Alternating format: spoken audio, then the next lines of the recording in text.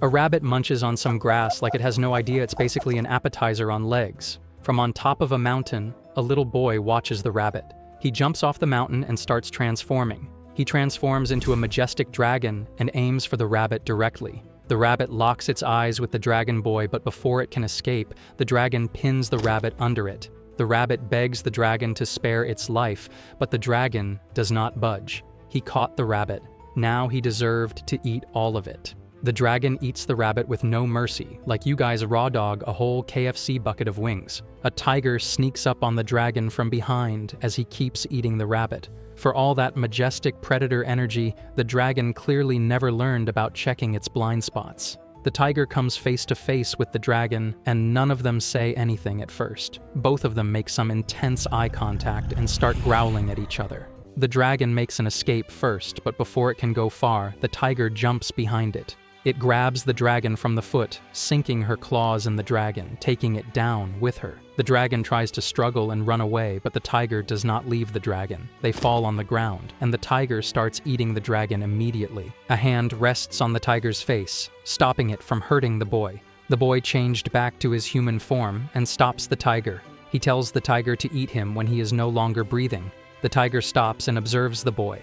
It notices that the boy is just a young child. The tiger transforms into a human too. The tiger turns into a pretty lady who looks like she could be the boy's mother. They look at each other for a while. The tiger leans in and licks the boy's face. The boy closes his eyes and falls asleep. Sometime later, the boy wakes up in a cave, looking around like he just respawned after rage quitting. Right beside him, the tiger is asleep, because apparently even apex predators need nap time after wrecking someone's entire career. He tries to move, but pain shoots up his leg, the same leg the tiger sank her teeth into. The bite mark is still there, a permanent reminder that he went from majestic dragon to oversized chew toy in one fight. Still, he puts his shoes on and sneaks out. Before he can leave the cave, the tiger grabs his injured foot and drags him back. The boy slaps her with his tail. The boy calls her stupid. She saw his injury, yet still she is hurting him. Is she stupid or something? The tiger takes this personally and glares at the boy. She turns back into a tiger and pounces on the boy. The boy demands food because he is hungry. He slips out from under her and flies away. The tiger won't eat him for some reason. Not out of mercy, but because he's so small he's barely worth the calories. She spares him the way people spare the last fry at the bottom of the bag, not because it's precious, but because it's just not satisfying. The boy, instead of being grateful, starts acting like this is an opportunity. He imagines himself being fed until he's massive and unstoppable, when in reality he can't even put weight on his leg without looking like a drunk toddler learning to walk. The tiger wants to know why she should feed a brat like him. With the scar she gave him, he can't even hunt for himself or fly for long distances. If he stays this way, he might die of hunger. The tiger listens to the boy's ranting. She spots a deer in the distance and sneaks up on it. She preys on the deer. The dragon boy sits on a cliff looking out towards the valley. He wonders if there is really a need for him to wait out here. Someone sneaks up on the boy, but he turns around quickly. A pack of wolves walk up to the boy, talking like excited fans about the dragon. One of them mentions how yummy a dragon really tastes. A dragon's blood can act like a magic elixir that heals all wounds, and its heart can make you immortal. The boy looks at the wolves and wonders how stupid they have to be to believe these type of lies. The boy stands up ready to flee, but the wolves stop him. They already know his scent, so running away is pointless. The tiger watches this entire scene and jumps in at the right time to save the boy. The boy says that he already has a customer. The wolves and the tiger face off, attacking each other. The tiger throws away the wolves like they are nothing, clearly dominating in the fight. A wolf sneaks up behind the tiger, but the boy notices. He doesn't do anything, and the wolf jumps on the tiger, biting its neck. The tiger falls down as the wolves circle her. The dragon grabs the leader by the tail and flings it away like a sack of potatoes. The other wolves aren't this brave, so they leave the boy and the tiger alone. The tiger transforms and looks like she has seen better days. The boy calls her a mess and mocks her to come and eat him. If he knew she was such a mess, he would have flown away when he first got injured. If she wants to eat the dragon, she needs to be worthy enough and prove her worth to him. The tiger does not let the boy talk. She jumps on him and pushes him to the ground. She wants to eat him right there. The boy thinks she is only pretending. He hits her throat and slips away. He says it is payback for his hurt leg. It looks more like a tantrum than a win. The tiger looks at him with no care. She does not think he is strong. She does not think he is special. She does not even think he is cute. The boy agrees. Food is not supposed to be cute. He floats up in the air and tells her once again that he is hungry. The tiger doesn't understand why he doesn't stop getting hungry. It's obvious. They're animals. What else do they have to do other than eating all day? They start walking as the boy annoys her more. He asks about her prey, knowing well that the prey ran away, but the tiger doesn't answer his stupid questions. The boy sits near a river, buzzing doing something. A bear spies on the boy, clearly thinking that he is an easy prey. Before the bear can move, he spots the tiger nearby. The tiger walks up to the boy as he looks back at the bear, taunting it to come take a bite. The bear knows it won't win against the tiger and quietly walks away. The tiger changes shape and sees what the boy is doing. He made a bad drawing of her in the sand. The face looks silly and the body looks wrong. The boy quickly wipes it away with his foot, like a kid caught doing something dumb. He says it was her picture. The tiger does not look happy. He asks what happened to her prey, and the tiger doesn't answer. The boy mocks her and asks if the prey ran away again. Clearly, the tiger is much worse at hunting than she lets the other person know. This is what happens when you fake your experience on a CV just to impress your boss. The tiger takes offense, but the boy thinks that he has to be an idiot to get caught by a natural predator who can't hunt. He then comments on her fur, that maybe her white fur causes the prey to notice her quickly. The dragon boy floats up to the river and tries to fish with his tail. The fish escapes. The tiger transforms and catches the fish with her mouth quickly. The boy smiles, noticing that she is skilled. They both eat the fish in silence. Out of nowhere, someone starts commenting on how the dragon is the last of its species, like nosy neighbors who keep peeking in your side of the yard. The boy listens for a while and then throws a rock at the tree. He prepares to leave because he hates how the birds sound. The tiger doesn't say anything, but she follows. After some time, she questions about his pack. The boy doesn't know. She asks again, but the boy gets mad. The tiger doesn't question further. At night, the tiger and the dragon rest in a cave. It looks less like a scary hideout and more like two losers hiding from life. The tiger keeps staring at the boy, probably wondering if saving him was the dumbest move she's ever made. Then, wings flap outside. The tiger crawls out and sees an owl sitting on a tree. Of course, it's another nosy neighbor, ready to judge her life choices like it's his full-time job. Everyone knows the rule. If a predator catches a dragon, she's supposed to eat it. That's nature. But instead, she's just sitting on her pet dragon like it's a new trend. Saying the dragon is too small is just a weak excuse, like a kid saying they'll clean their room tomorrow. Nobody's buying it. Everyone knows that dragons live up to centuries, but tigers only live up to 20. The tiger will be in the grave before the dragon will ever be grown. The best advice the owl can give is to eat the dragon while she still has the chance. The tiger goes back to the cave and stares at the boy again. She removes his jacket and prepares to take a huge bite out of him. Before she can chomp down on the arm, the dragon starts laughing. He feels ticklish. She must be stupid to believe he would sleep like a baby next to his predator. The tiger doesn't say much but asks if he will live up to 1,000 years. The boy laughs as if he heard a very good joke. He wonders if the tiger will believe him. She never asks any questions and radiates major NPC energy. No wonder everyone says that tigers are a little dumb in the head. The tiger gets mad, but the boy doesn't stop. It makes sense because the tiger is a predator. Empty head, no thoughts, just food. That's how she has been surviving so far. The tiger tackles the dragon. Just because she lets the dragon talk doesn't mean he can say whatever. The dragon calls her stupid, but the tiger bites him hard. The dragon begs her to let him go, but the tiger doesn't budge. The dragon complains that this is exactly what he is talking about. The tiger only uses her power to overcome her enemies instead of fusing her head and being clever. The tiger doesn't stop, so the dragon kicks her away. She doesn't even have this much self-control to stop herself. If he stays with her, he will not be able to save himself. The boy prepares to leave, but the tiger grabs his tail and stops him. She admits that she doesn't have any knowledge about dragons. The dragon stops and considers. What good will a lecture on dragons do for her when at the end of the day, she will eventually eat him? The owl watches the two of them from a tree like a creep.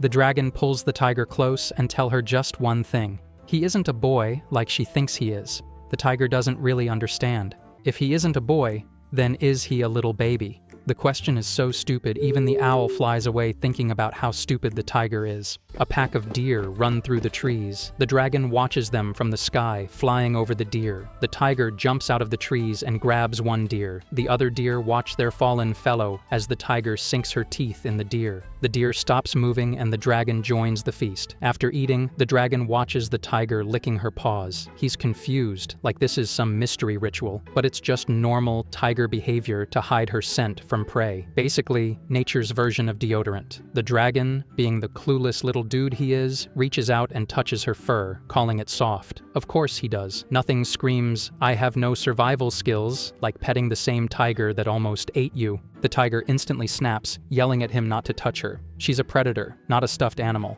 And honestly, she's right. The dragon's acting like every anime fan who thinks wild animals are just Pokemon waiting to be caught. One wrong move and he's on the dinner menu. The dragon doesn't back off and keeps touching. He wonders if it is her weakness. She has such a soft stomach too. The dragon keeps feeling her fur and the tiger tries her best to stop her reaction, making a look that makes her seem constipated. The dragon rubs under the tiger's neck and the tiger rolls on her back, waiting for belly rubs like a dog. The tiger doesn't even know what is happening, but she doesn't want the dragon to stop. The dragon realizes that the tiger likes to be pet like a cat, so he keeps scratching her. The tiger starts purring like a cat. Suddenly, the tiger jumps up, alert about an intruder. Another tiger steps out of the woods with a mean look on his face. The tiger gets into fighting position as the dragon flies in the air, waiting to see what happens. The tiger threatens the other tiger to get out of her territory, but the other tiger is here for a fight. The tigers jump as each other, getting into a cat fight. They use their paws to defend themselves, but the female tiger has an advantage. She jumps on the other tiger and pins him down. The other tiger tries to fight back, but he can't push her off. He admits defeat before the female tiger can dispose him off. The tiger lets him go. The other tiger transforms into a dude and admits his defeat once again. He compliments the tiger like a simp. He was here to steal her prey, but he changed his mind. Instead, he offers the female tiger to get freaky with him. The dragon takes this as a personal insult. The dude keeps yapping about how the female tiger must also want to leave behind her legacy. He is interested in her bloodline. It's not like she is already occupied with some children, so his offer isn't bad. The tiger considers his offer and agrees. Before she can make a leave with the dude, the dragon steps in. She is technically raising him so she can't have more children. The tiger dude cheerfully tells her that the dragon can be his children's prey. The dragon gets even more mad. The dragon starts running his mouth, telling the tiger how pathetic the dude was. He lost to her after all. Why would she ever want her kids to be weak and useless like that guy? If she's going to choose a mate, it should at least be someone stronger than her. And honestly, this is the same logic half of you guys ignore when you keep simping for anime characters who wouldn't last 5 minutes in a real fight. The dude thinks about it for a moment. He agrees too. He will train and become strong so they can both be more compatible. The dude finally leaves. The dragon tells the tiger to be more careful and think before she acts.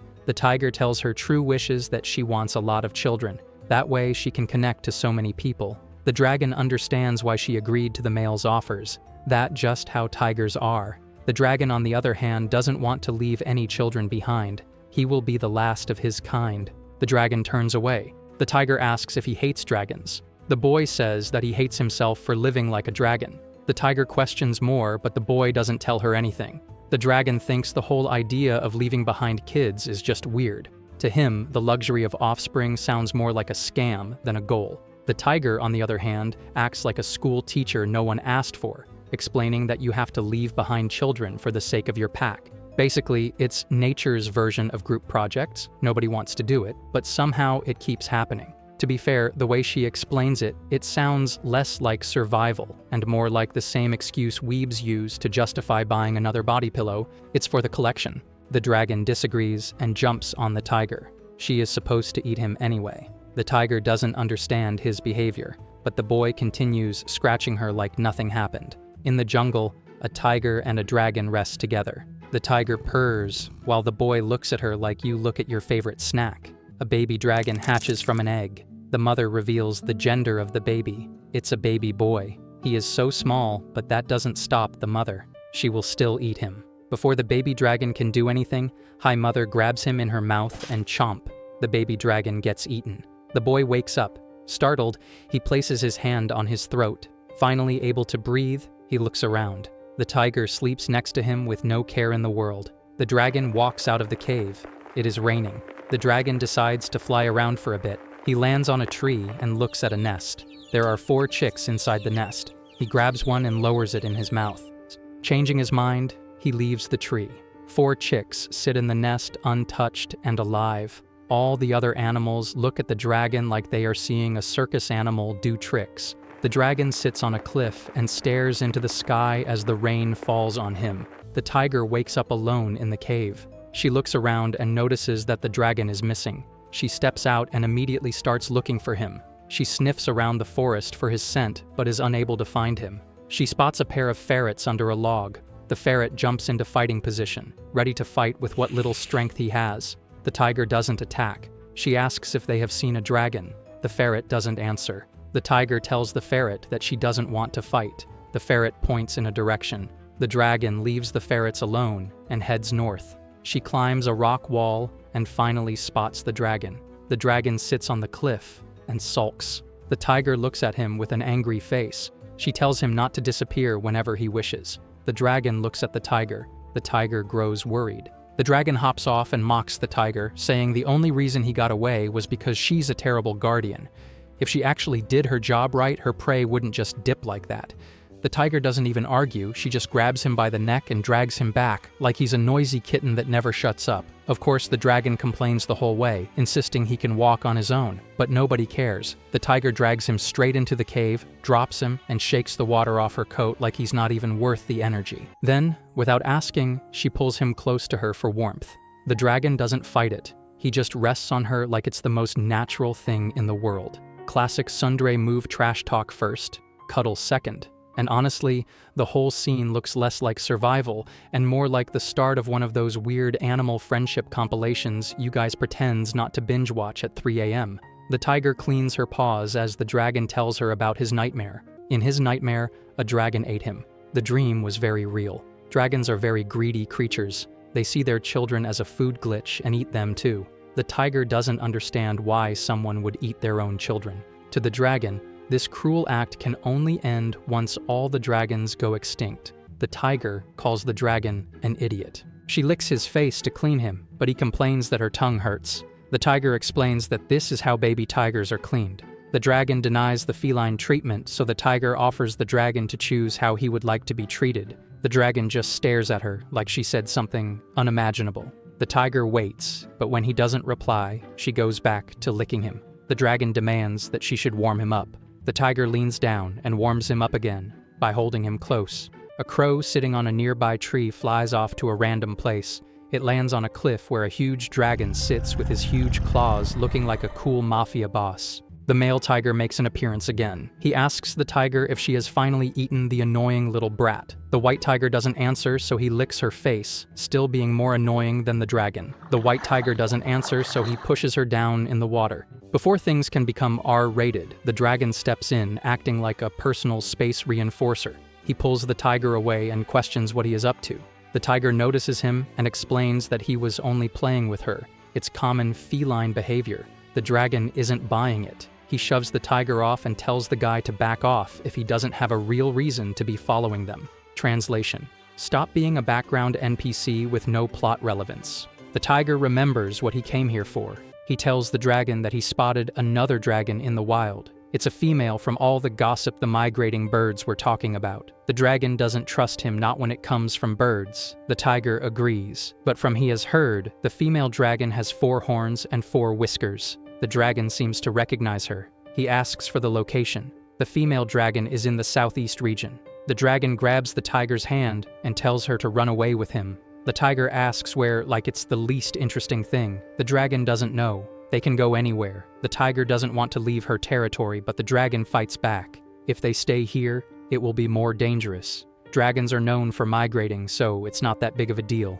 The male tiger asks why the dragon is trying to run away. This is his opportunity to get some action and have children of his own. The dragon is quick to response. If he has more offspring, the prey for all predators will increase too. The dragon leads the tiger away, but the male tiger has something on his mind. He stops them once again and tells the dragon to leave the white tiger in her territory. If she stays here, the male has a chance to get freaky with her. The dragon says that there are other tigers to get passionate with, but the tiger doesn't move. The white tiger is strong, and she is beautiful. He wants her only. The dragon agrees, but for the white tiger, he will have to fight the dragon. Their match will be a simple race. Whoever gets to the top of the cliff gets to keep the tiger. The tiger thinks that it is unfair because the dragon can fly. The dragon agrees to not fly. If the dragon wins, the tiger won't show his face again.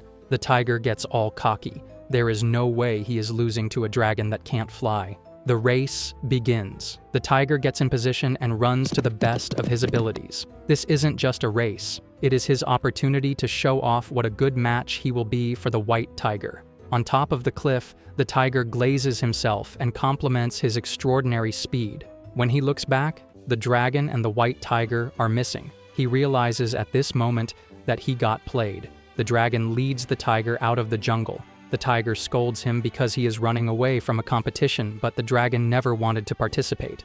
The tiger stopped walking, angry that the dragon is running away. She calls him a selfish brat. The dragon takes offense. He just wanted to get rid of the tiger for her sake, but now she is being difficult. The tiger calls him a liar, but he doesn't care. It's not like he begged her to come with him. She could have stayed with the tiger and played house all she wanted.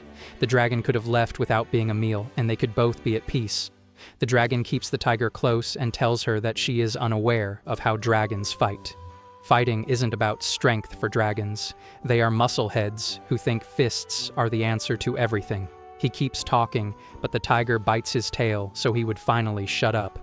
The dragon goes on to give another lecture about how she can't just bite him whenever he is right. A snake passes by the fighting duo. The tiger lets go of the dragon and looks around for signs of danger. She stands in front of him protectively. The dragon doesn't understand what is going on. The snake jumps out of the bushes randomly and grabs the dragon in its mouth. The tiger finally notices the snake and follows him to save the dragon. The snake leads her to a waterfall where the tiger can't do anything to the dragon. At the bottom of the waterfall, the snake tells the dragon that it is okay now.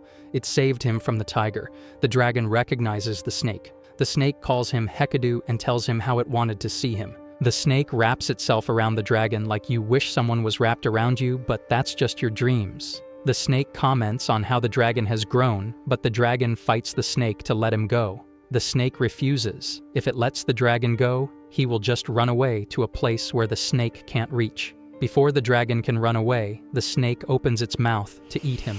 Before it can get a bite, the tiger arrives. She growls at the snake and walks closer to them. The snake thinks of the tiger like an annoying ad that refuses to go away no matter how much you press close. But the snake feels happy that its venom is doing its job. The tiger stops near the snake and transforms. She is barely able to stand, and soon she won't be able to move again. The dragon looks at the tiger. The snake bit her on the ankle. The tiger herself looks like she has definitely seen better days. She looks at the dragon who just stares back at her. Soon the tiger collapses. The snake smiles because now it's just the dragon. The dragon transforms and grabs the snake under his claw. He demands a way to heal the tiger as he traps the snake under him. The snake doesn't answer. Instead, it comments on the dragon and how big he has gotten like some creep with weird interests. The dragon asks again. The snake is amused by his odd behavior. The tiger planned to eat him, but he still wants to help her. He is an odd child. The dragon digs his claws in the snake's head,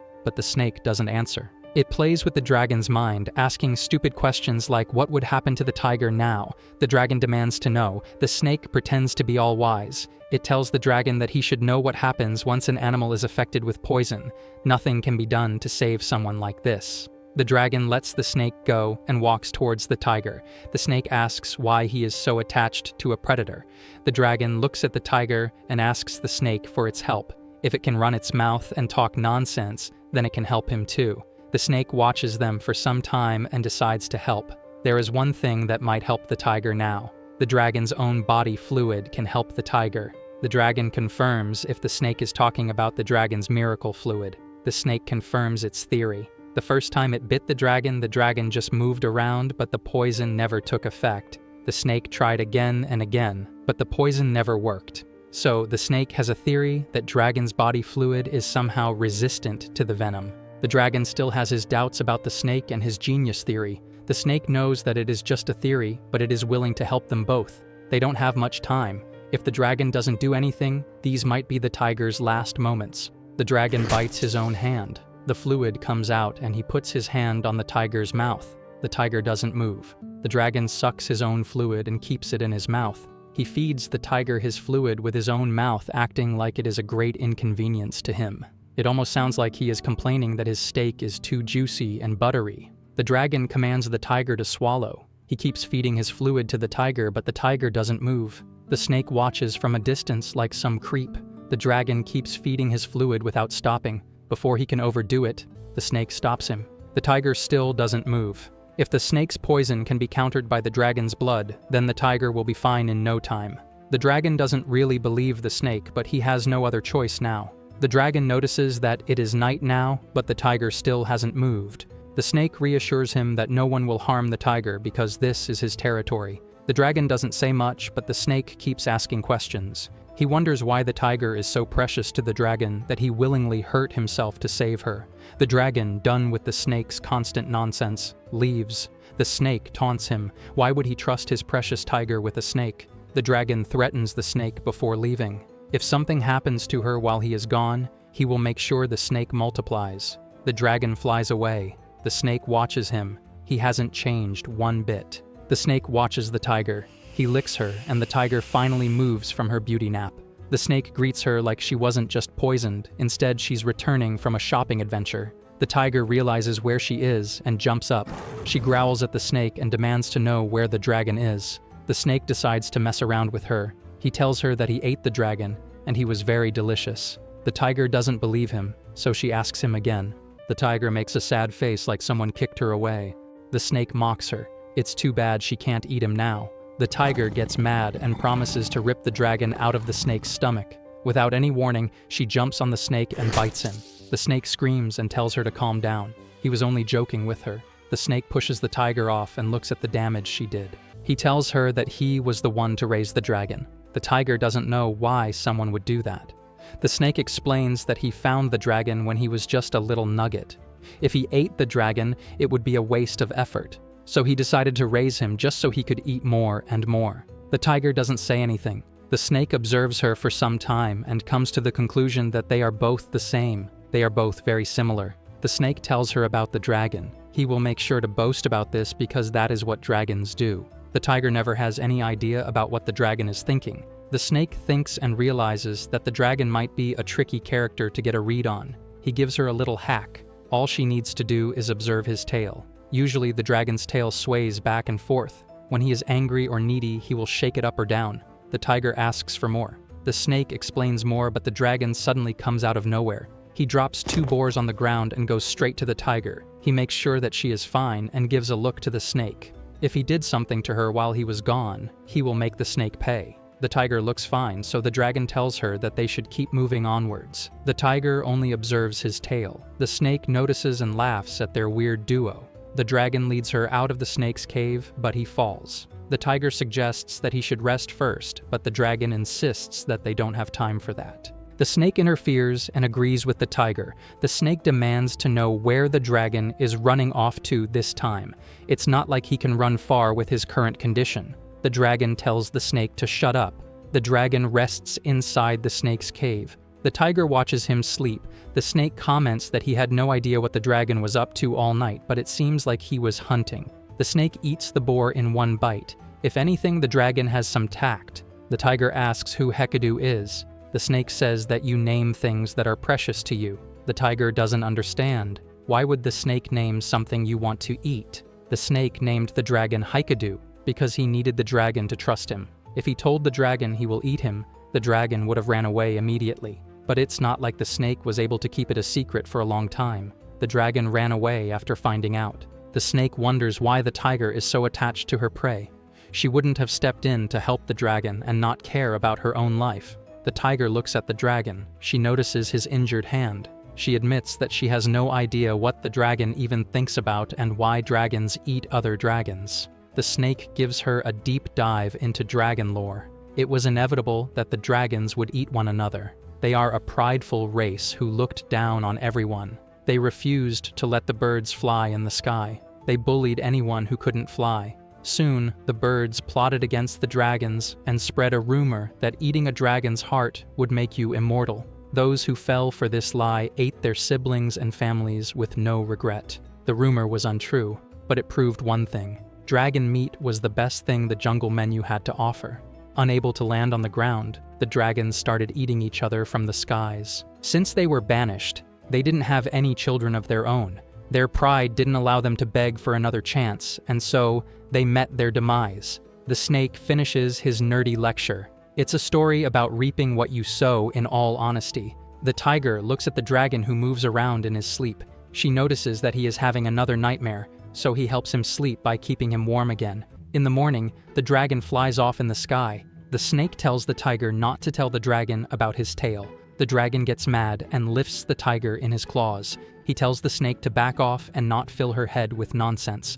The dragon flies off with the tiger. He lifts her up to the sky and shows her the sky. The tiger compliments the view. The dragon puts her down on the ground and mocks her for being unable to fly. The tiger notices how the dragon's tail is curled. She smiles, knowing what it means, and they start walking away again. The scene begins with another dragon, Shinsui, coming to the place where Hakare the tiger and the other dragon, Hekido, had been staying for a while. Two eagles fly around her. They are showing her the way. She looks at them and asks if this is really the place where the dragon Hekido was staying. The eagles say that it is. The dragon changes into her human form and looks around carefully. From the shadows, the snake watches her with curious eyes. She is trying to figure out who this stranger might be. The dragon slowly walks towards the cave and goes inside it. She finds the snake waiting for her there. The snake smiles at her and says what an unusual visitor she is. For a moment, the dragon stays quiet. She stares closely at her, as if she is an appraisal system trying to scan every single detail.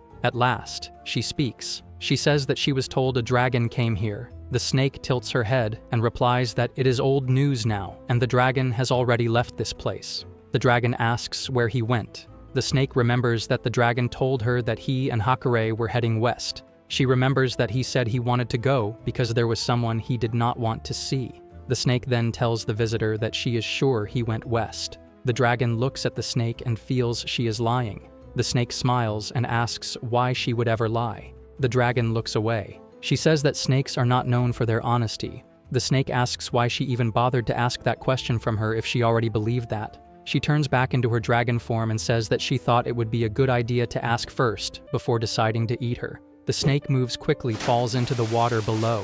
From above, the dragon wonders if the snake has met her end. Suddenly, the snake comes out of the water and wraps herself tightly around the dragon, squeezing her like a vending machine snack coil stuck on the last chip bag. She thinks she has won, but the dragon stays calm, not worried at all. With a strong swing of her tail, she strikes the snake's head hard. The snake is shocked, like someone realizing the last seat available on the next ride was just taken. Then the dragon grabs the snake's face and presses it with great strength. As the snake is held by the dragon, old memories fill her mind. She remembers a time long ago with Hekido the dragon. They were hunting together. Hekido had caught some prey and wanted to eat it, but the snake moved in and said it was hers, reminding him that he had already eaten his share. Hekido complained that his share was too small, like an off-brand Walmart website that never gives you the real deal. Annoyed, the snake struck him, and he began to cry. The snake told him that in this world, tears would not bring him anything, and if he wanted something, he must take it with strength. Hearing this, the young dragon jumped up and bit her, though his bite was weak. The snake only laughed and said it tickled. Back in the present, the snake's story comes to an end. Her life plot-staring contest finally lost. The dragon flies into the air again. The two eagles watch her land on the ground. She looks around. The rocks are few, the water is clear and shiny, and the air feels fresh. She smiles, thinking this place would be wonderful to stay in. Turning to the eagles, she asks if they feel the same. They agree. One of the eagles respectfully calls her Master Shinsui. Shinsui looks far into the distance and says she cannot wait to meet the other dragon again. One eagle asks what she plans to do when that happens. She answers that she wants to get along with him as a fellow survivor, just as they did long ago. The eagle stays quiet for a moment, then nods, saying she is sure she can. Shinsui replies with confidence, saying of course she can. The two eagles spread their wings and fly off again, continuing their search for the missing dragon. Meanwhile, in a forest far away, The dragon and Hakure walk side by side, their journey moving forward. A female leopard runs through the forest with a baby fox in her mouth, trying to keep him safe. Behind her, a male leopard chases them like a broke dude chasing after a get-rich-quick scheme. The baby fox slips from her mouth, rolls on the ground, and cries out because he cannot move. The male leopard steps toward the baby, but the female leopard blocks his way. He asks her what she is doing. The baby hides behind her legs, scared like an NPC in a horror game. The male leopard growls that she is a leopard, and the baby is a fox. He asks why she is protecting him. The female leopard says the fox is her child. The male leopard gets angry and says he will end the baby's life, like life itself was about to be awful. The female leopard wraps herself around the baby to protect him. The male leopard bites her hard, making her cry out in pain. Just then, the tiger jumps in and knocks the male leopard back with a strong strike. She stands between them and says she will not let him come near. The male leopard tells her to leave, but the tiger refuses. He asks why she is getting in his way. She says she does not like what is happening, like someone scrolling through an off-brand Walmart website. The fight begins. The male leopard jumps at her, but the tiger blocks him. They bite and strike each other like a plot-staring contest that turned physical. The tiger grabs him and drags him on the ground. The male leopard hits back, and they stare at each other. Then his eyes go past the tiger. He sees the baby fox. He runs around the tiger and grabs the baby in his mouth. The baby cries for help. Suddenly, the dragon Hekido appears and hits the male hard, making him drop the fox. The dragon catches the baby in his arms, smooth like someone who just found an infinite money glitch. The tiger steps on the male leopard and warns him never to touch the baby or the female leopard again. The dragon adds that if he comes back, they might take his arm, his leg, or even his life. The male growls, but finally leaves, looking like a disgusting, ugly, lonely loser who just lost his last chance. The tiger and dragon watch him go. The dragon tells the tiger not to get involved in everything. She says he interfered too. He replies that he only did it because she acted first. The baby fox cries for his mom, and the moment softens. Later, the baby fox rests under a tree with the female leopard. They are happy together. The baby runs to the tiger and dragon. The two look at each other and agree it feels a little strange, like realizing your whole life was just plot armor. The female then lowers her head. She says the male leopard had put an end to her own children. The dragon is shocked and says they were the same kind. She explains that her children were not his, and he wanted them gone. Then she tells how she found the baby fox. He was curled next to his mother, who had already met her end. She could not leave him there. The dragon says the fox is different, that their lives are not the same. The leopard nods, but says right now the baby needs her. The tiger and dragon watch as she plays with the fox. She then tells them they are also different, yet they are together. That night, the baby and leopard sleep peacefully. The male leopard sneaks back, trying to steal the fox again, like a useless, ugly office worker sneaking snacks out the fridge. But the dragon and tiger step in, reminding him of their warning. The male tries to run, but this time the dragon ends him, like deleting a buggy code line after hours of staring for the missing semicolon. Later, the dragon sits on the ground. The tiger joins him. He looks at her, but she keeps her eyes away, thinking. He tries to get her attention. She finally looks at him and touches his face gently. He bites her hand lightly, and she pulls it back. His face turns serious. He says they should look for a way to live longer, maybe from someone who has already lived many years. The tiger looks up at the night sky and wonders what she would do if she lived a long time. The dragon asks if she does not fear her end. She stays quiet. He leans closer and says softly that she should not think about such heavy things. On a snowy day, the tiger runs through the white fields with the dragon laying on her back like he is getting a free delivery service. She looks around as if searching for something important. Soon, she finds a quiet spot and sets the dragon down. She tells him to stay there till she comes back. She is about to leave when the dragon suddenly grabs her tail like a spoiled kid grabbing candy and asks where she is going. She says she is off to find food. He tells her to just bring back something small. Bro really said, "Do not bother with the family meal. Just bring me the kids' menu." Hakure remembers the time she told her mother that her fur was not the same as other tigers. Her mother explained that their white coat makes them blend with the snow. That is when she got her name, Hakure. Hakure spots two cows in the distance. She remembers her mother's lessons. She told her that there is no need to waste energy chasing, just wait for the right chance. She runs forward. The cows panic and run like NPCs in GTA. Hakare takes one down. She bites onto it and starts dragging it away like she is carrying groceries home. In the distance, a bear watches with hungry eyes. The bear charges straight at her.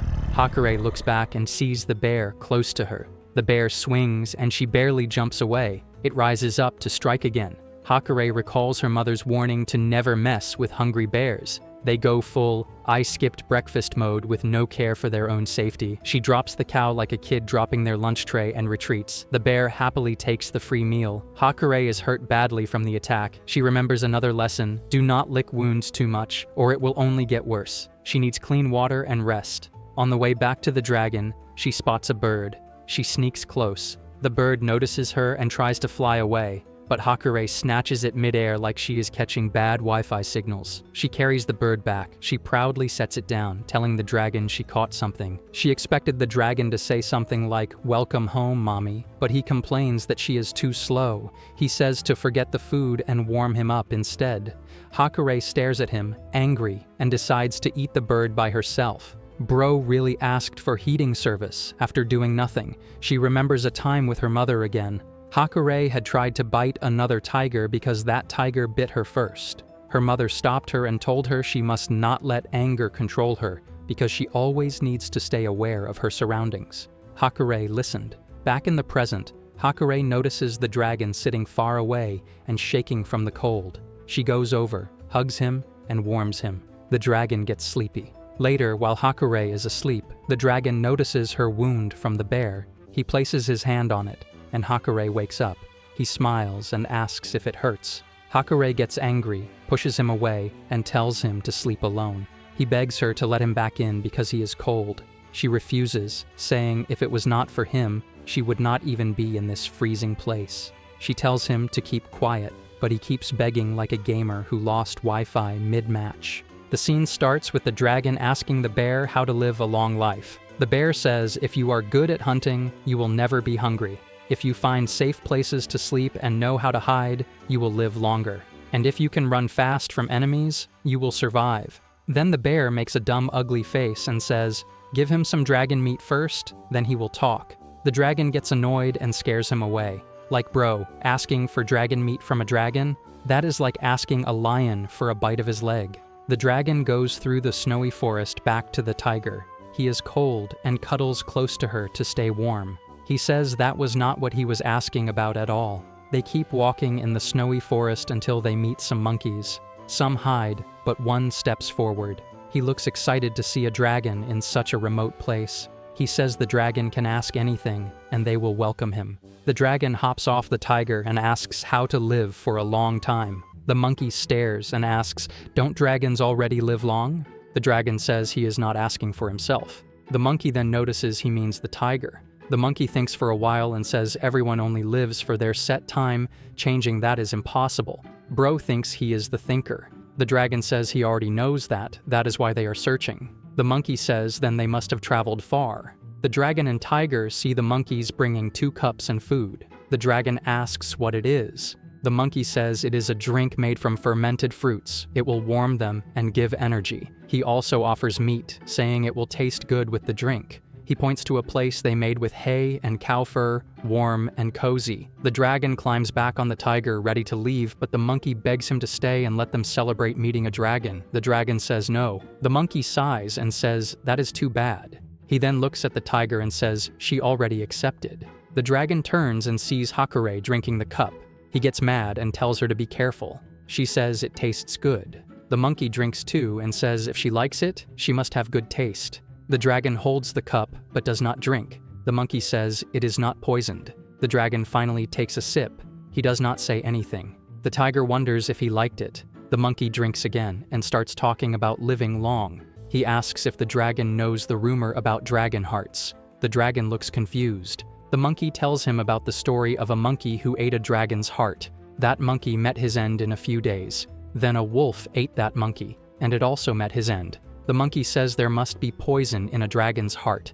The dragon is confused. The monkey says maybe it is coincidence, but it is not something that makes one live forever. That night, the dragon could not sleep. He looks at Hakare sleeping. He closes his eyes and also falls asleep. He feels hot. Suddenly, the tiger wakes up and jumps on him. The dragon asks, "What is wrong?" She says she wants something. He asks what? She says she wants his heart. She pokes his chest, and he feels pain. He wakes up and sees he is tied up by monkeys. The old monkey is on him and notices he is awake. The dragon is confused. The monkey pokes his chest with a sharp thing and says there is something he wants to test. The dragon gets angry and tries to attack but cannot move. He is tied tightly to a tree. The old monkey says if he keeps trying, he will choke himself. The dragon stops and looks for Hakare. The old monkey says she is not there. She is dreaming peacefully somewhere else. He says if the dragon's heart already has poison, or if it is made after death, he will find out. If he eats the heart of a living dragon, maybe he can live forever. All of a sudden, eagles fly in and strike the old monkey hard. He falls. The eagle says she will be taking the dragon. The plot armor is crazy. The dragon stares, not knowing what to think. Like bro, tied to a tree 1 second, eagle airlift the next. Life really speedruns nonsense sometimes. The monkeys look at the eagle. The monkey gets angry at her and tells her he will not let her take the dragon. All of the monkeys jump at the eagle to attack her. She strikes all of the monkeys down easily, folding them like cheap lawn chairs. The old monkey tries to sneak behind her and attack her with the sharp object. He is right behind her when she looks back. All of a sudden, another eagle jumps in and strikes the old monkey down. He falls on the ground and struggles to move, looking like Wi-Fi with no signal. He sees the eagle walking toward him. Before he can move, the eagle strikes him hard again. The eagle cuts the rope around the dragon when more monkeys sneak on her and try to attack her. As soon as they are about to attack, the other eagle strikes them down, smacking them like bug spray hitting flies. The eagle cuts the rope around the dragon and grabs him. Both of the eagles take the dragon with them and fly away. The dragon tells them to let him go again and again, crying louder than a kid losing Wi-Fi during a game. The eagle tells him to be quiet. Suddenly, the dragon attacks the eagle, and the eagle loses control of him, making him fall down. The dragon tries to fly, but he realizes cannot. He continues to fall down fast. The eagle grabs him again just in time and takes him with them. The dragon wonders why he cannot fly. They reach on top of a mountain and let him down. They tell him that they are taking a short break here. The dragon asks them if they are not going to eat him. They say they will not. They are only taking him to the master's place. The dragon wonders what master they are talking about. One of the eagles smiles. She tells him that the master is a dragon just like him. She tells him that she will be really happy. She adds that the master said she would like to be friends and to live in peace with him. The dragon gets mad. He asks the eagle if the master said all of this. She says she did. The dragon says he will not. She asks him why not. He says because he does not like dragons. She says, but he is a dragon too. The dragon says he hates himself too, roasting himself harder than the sun on a hot day. The eagle does not say anything. He asks them what do they think they are doing. The eagle asks him what he means by that. He adds, why are they serving a dragon?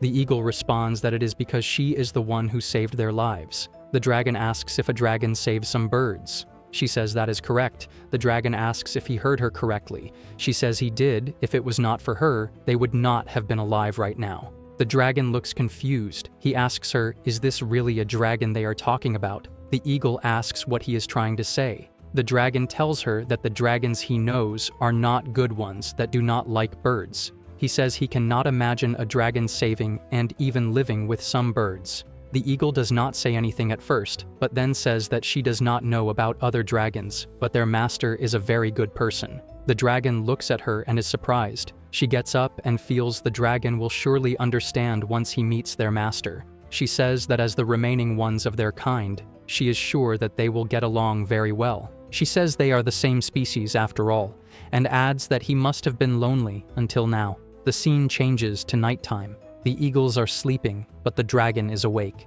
He finds a hair of the tiger and starts to think about her. He starts to really miss her and decides to go back to her. He gets up and quietly starts walking away. One of the eagles wakes up and sees the dragon walking away, but does not do anything. The dragon struggles to climb the mountain but continues to do so, moving slower than you waking up for school on a Monday morning. In the morning, both of the eagles wake up. The eagle tells the other that the dragon escaped. She wonders why he would escape.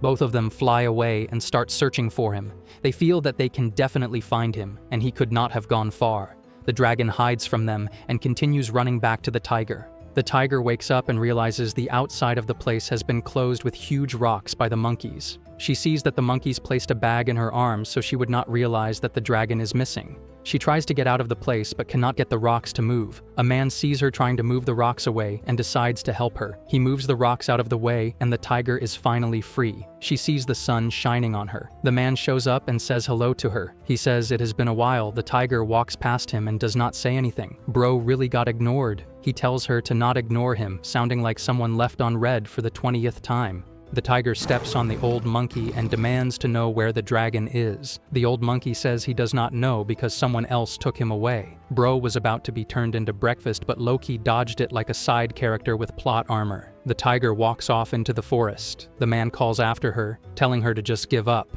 He says the dragon was probably eaten by now, so she should just come with him instead. Bro thinks he is spitting game, but sounds like a rejected NPC quest giver. She stares at him but stays quiet. The man gets embarrassed and realizes she is not planning on following him. He quickly says he will help her look for the dragon. The scene shifts.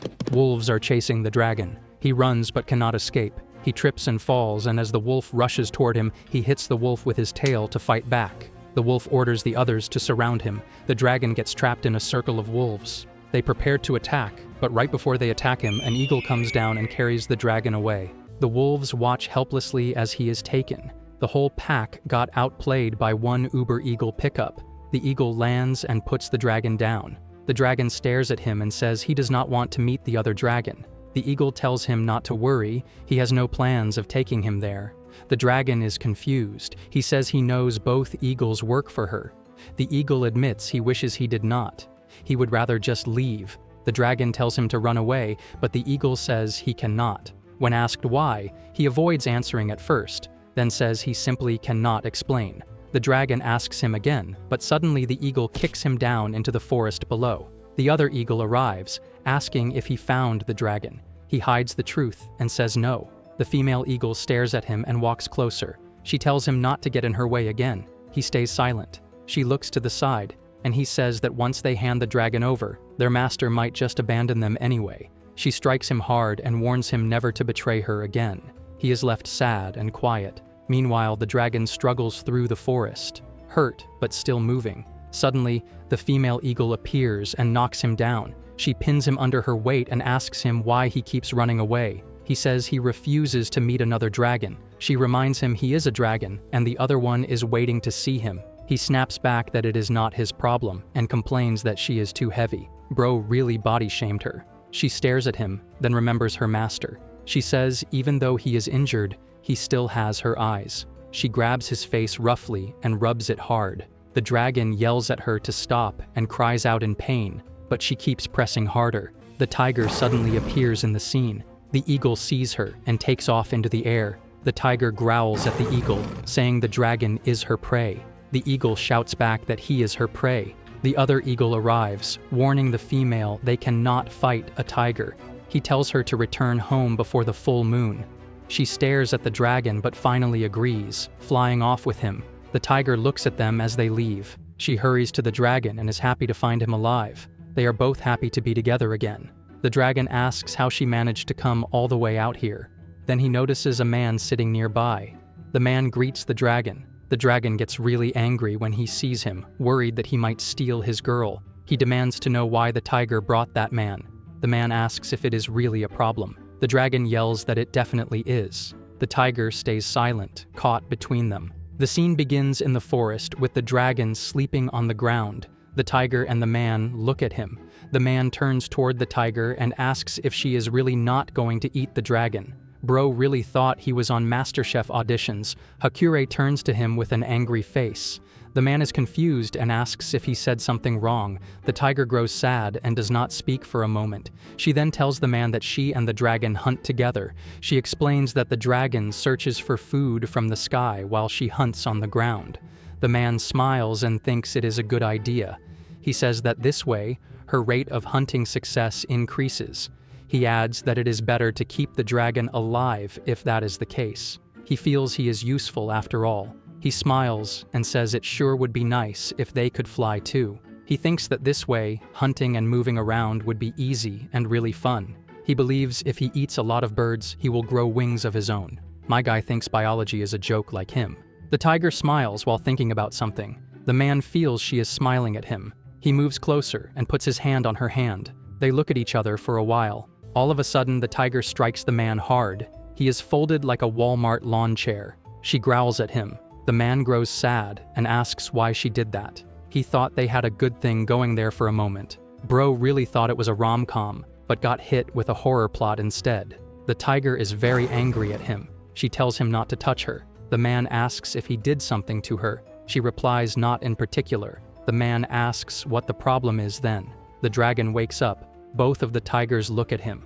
Hakare moves closer to him. The other tiger is jealous. The dragon says he is hungry. The scene changes to nighttime. Hakare asks if the dragon has become unable to fly. She asks why that happened. He tells her not to ask because this is the first time it has happened. The man interrupts them and says that if that is true, then he is not useful after all. Bro acting like he's the one who is actually useful. The dragon eats something and gets angry at the man.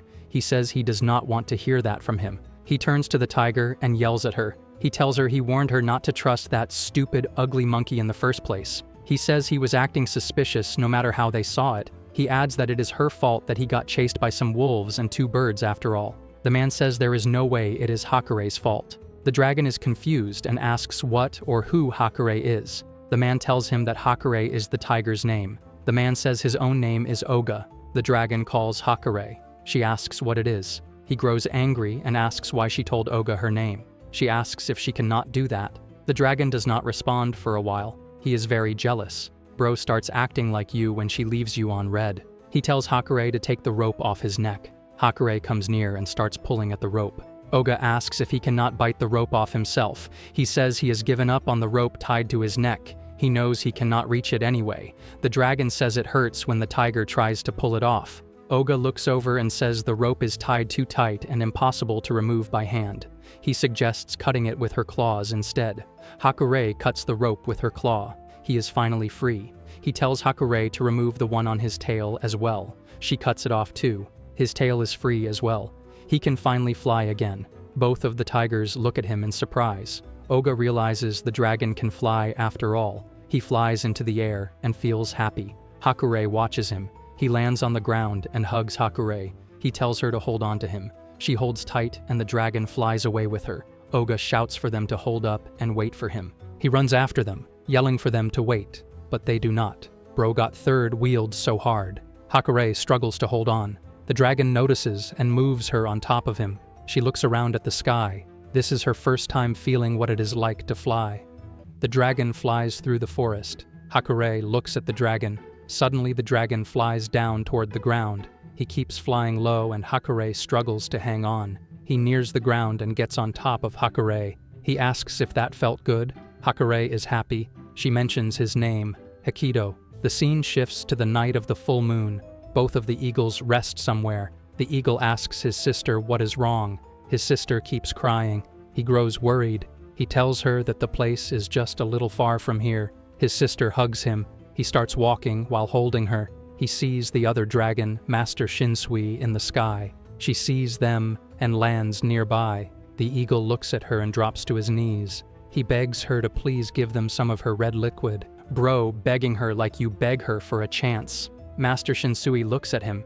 She seems very angry. She tells him they are late. Like she really left him on red and pulled up mad about it. Kokuran apologizes for it. She tells him that she is really hungry right now. He grows terrified when he hears this. Bro is about to be turned into dinner instead. Master Shinsui says she will go hunting later. She says she wants something to eat right now. She walks near Kokuran and Misumi. He does not move at all. NPC behavior. She looks down at him and suggests that in exchange for his legs, she will give him her red liquid.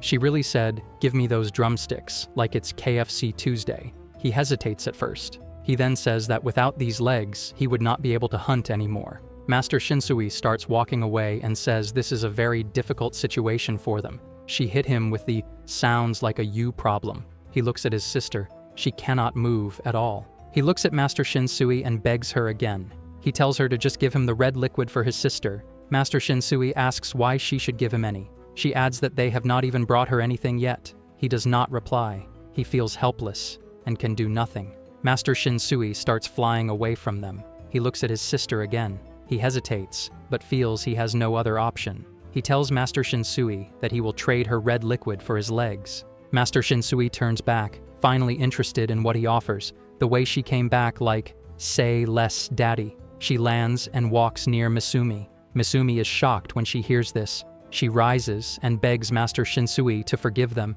Master Shinsui bites her finger until the red liquid starts dripping. She brings it near Misumi's mouth and tells her to open wide. She obeys and drinks the red liquid. She thanks her for it. Kokuran says nothing and sits still. He knows what is coming. Bro, really sitting there like a Windows XP loading screen. Master Shinsui walks toward him. He is afraid of her. She tells him to keep his legs straight so she can eat them easily. She raises her tail and is about to strike his legs. He closes his eyes and accepts it. She slams her tail on the ground beside him. He opens his eyes to see what happened. Bro got jump scared IRL. Master Shinsui laughs and tells him she was only joking. She lifts his chin with her tail. She brings her finger near his mouth. She teases that if not for her, the two of them would simply meet their ends. She calls them cute creatures and smiles at them. Misumi sees this and grows angry at Master Shinsui. A while later, all three of them are sitting on the ground. Misumi asks her if it will really be alright. She adds if it is truly alright to think the dragon will be eaten by a tiger. She feels Master Shinsui must be worried about that. Shinsui asks if the tiger was a female. The eagle replies she was. She smiles and says in that case the dragon will not be eaten. She says the tiger probably cares for him like her own baby. Shinsui says that even so, it is still annoying. She takes off and says this time she will see for herself. Misumi hears this and warns her that many creatures want to hunt a dragon. She feels it is too risky for her to move around without standing out. Shinsui smiles and says she has the two eagles to protect her. Misumi blushes and says of course she has them. She promises to protect her with their lives. Kokuran keeps looking down sadly. He starts crying in 4K. Later, Kokuran catches a fish from the water. He lays it on the ground and calls Misumi over. Misumi feels he has grown better at hunting. He says he improved only because she taught him so many tips and tricks. Misumi laughs and says he still will not beat her. She really said skill issue. They hear someone calling from afar. They look and see another eagle approaching. That eagle is their big brother. Their brother tells them to look at something. He sets it on the ground and says he found a baby dragon. All three stare at it. Their brother says he thinks the baby dragon fell from its nest and met its end. Misumi says this is the first time she has seen one. He tells them what he heard. He heard the red liquid of a dragon heals all wounds, and eating the heart of one grants eternal life. He asks how much they want to bet it is true. Misumi says there is no way they will do that. She says she heard all eagles who ate a dragon's heart met their ends soon after. Their brother is shocked to hear this. He presses his foot on the dragon and says he is not sure if the rumors are true, but dragon meat is one of a kind. Bro talking like a discount food blogger. All three begin eating the dragon when suddenly Kokuran and Misumi scream in pain. He asks what is wrong. He asks if they are okay. He looks and sees strange marks appear on their faces. Got the free trial of tattoos nobody asked for. He asks what they are. Misumi says she does not know, but her body hurts inside. Their brother does not speak. He screams in pain too. They panic. They hear someone arrive. That person realizes they have eaten a dragon. All three look up. They see Master Shinsui. She calls them fools. Their brother says it was long ago, and it should not connect to what is happening now. She says the dragon's poison only harms the host on nights when the moon is full. She tells him he will meet his end soon because tonight is the night of the full moon. Their brother asks if there is no way to save them. Shinsui says there is, but she has no reason to save them. She approaches their brother and says she happens to be very hungry now. She treating this like a DoorDash order. Their brother looks at Kokuran and Misumi and realizes it is his fault. He hesitates, then tells Shinsui she can eat him. He cries and begs her to save Kokuran and Misumi. Both scream. Shinsui likes the idea and says she will grant his wish. She eats their brother quickly.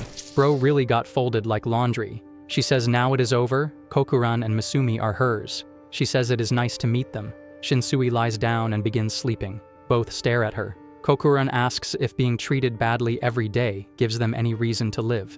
Misumi says she gave them her red liquid when they were suffering. She asks if he calls that cruel. Kokuran says she only gave it because she felt like it. He says they are nothing but toys to her. Misumi yells at him. She tells him to leave and never return. Kokuran is shocked by this. Misumi flies away.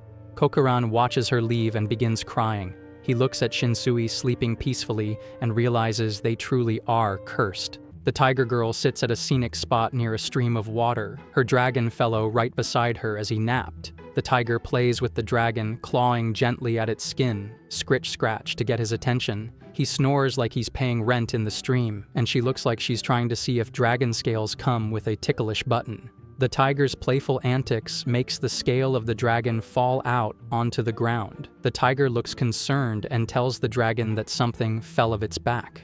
The dragon immediately wakes and exclaims at the tiger for doing such a thing.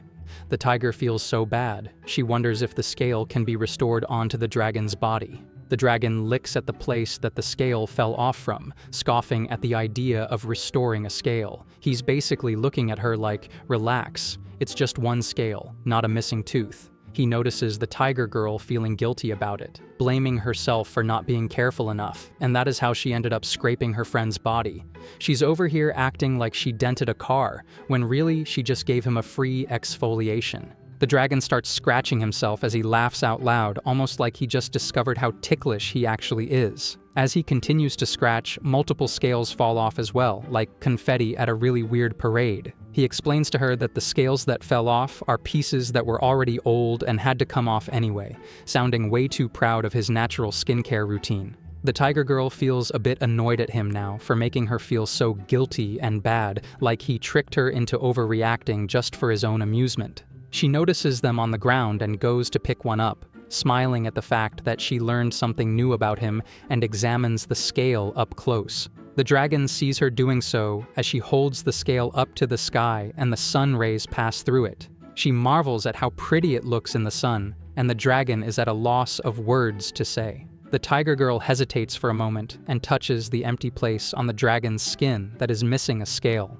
like she's poking a big "do not touch" button. A shiver passes through the dragon's body and he groans out, telling her not to touch him in that place. Basically the dragon version of saying, "Hey, that's my tickle spot." She wonders if it was painful for it to be touched, and the dragon tells her that the area was too sensitive because it is newly exposed, almost like when someone sunburns themselves and then says, "Yeah, go ahead, pat me on the back."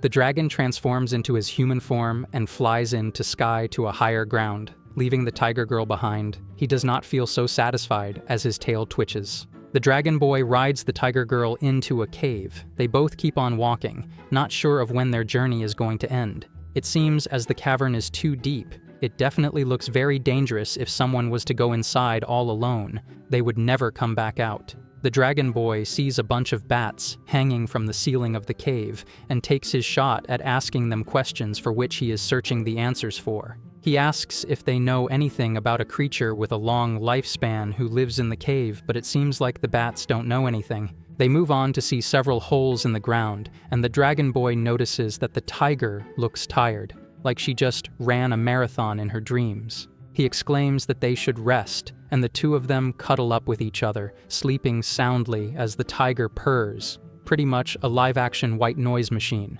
There is a wheezing sound, and the two jump into action, trying to defend themselves against potential threat, hissing and growling, only to realize they basically look like two angry house cats guarding a cardboard box. They are met with a titanic turtle who looms over their small bodies. The tiger growls continuously, warning the turtle not to try anything stupid, and the dragon boy flies up to his level, asking him if he is the long-lived creature. After getting no response, he explains their situation, telling him that they are looking for a way to extend their lifespans, and if there is something that the turtle can help with, they would be grateful. The turtle goes to speak, opening his mouth, and each word takes a minute to come out. Man is literally the Wi-Fi of animals, slow, laggy, and somehow still dropping words. He expresses his shock after learning that the two want to extend their lifespans, like they just asked him for his Netflix password. The tiger tells the dragon boy to keep his distance from the turtle in order to not get eaten by him,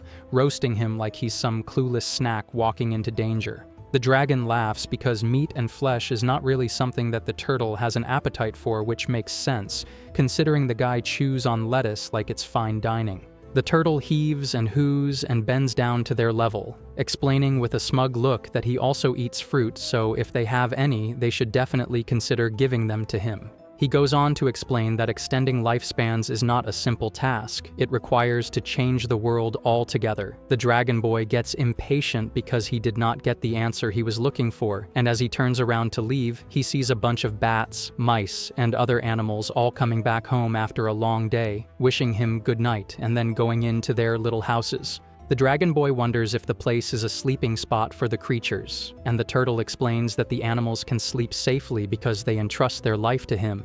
Basically, he's the night security guard nobody dares to mess with. The turtle stares at the two of them, then asks them if they are going to pair together, rather bluntly, like your nosy uncle at family gatherings. The dragon boy is so shocked he exclaims that something like that is not even possible because they are not even the same species. The turtle asks him why else he would want to extend the tiger girl's lifespan, throwing shade like he's been waiting for this drama all day. The dragon boy does not know the answer himself, and the tiger girl gets offended at that classic "you should have just lied, dude" moment. The dragon boy exclaims to her that she is just the same as him.